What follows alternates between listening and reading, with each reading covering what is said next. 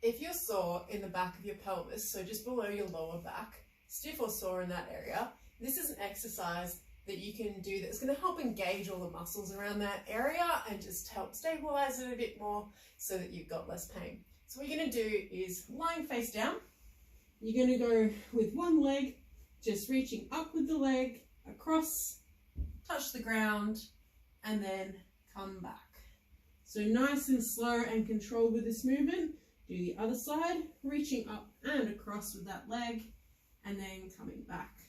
If this is causing you some pain, something that you can do is just engage those glutes. So squeeze, and then lift, and touch the ground behind you.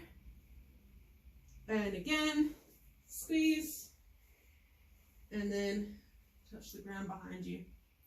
So nice, slow and controlled. Do that one 10 times per side and see how it feels.